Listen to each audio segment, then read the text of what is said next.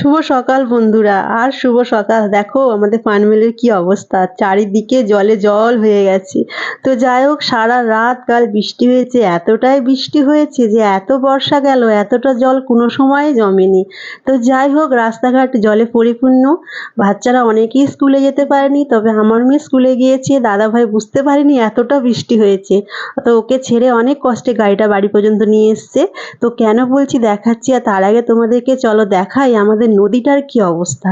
নদীটাতে পুরো উতাল পাতাল করছে জল। কালকে সারাদিন এতটাই রোদ হয়েছিল, কিন্তু তার মধ্যে হঠাৎ করে রাতে যে এতটা বৃষ্টি হবে মানে ভাবতেই পারিনি।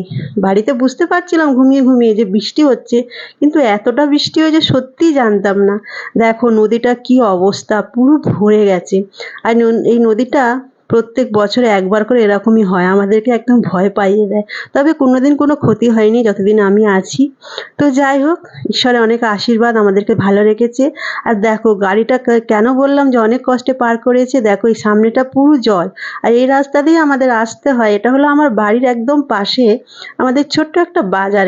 এখানে আমাদের সব কিছু পাওয়া যায়।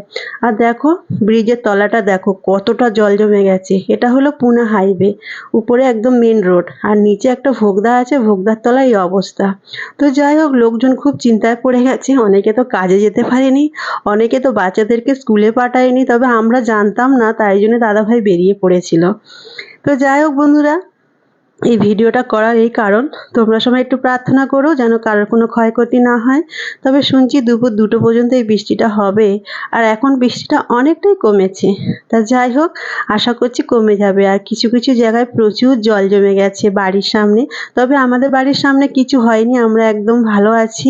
শুধু আমাদের যেখানে বাজারে যাই ওই রাস্তাটা পুরো একদম জলে পরিপূর্ণ হয়ে আছে। সবাই প্রার্থনা করো যেন বৃষ্টিটা কমে যায়। সবাইকে অসংখ্য অসংখ্য ধন্যবাদ।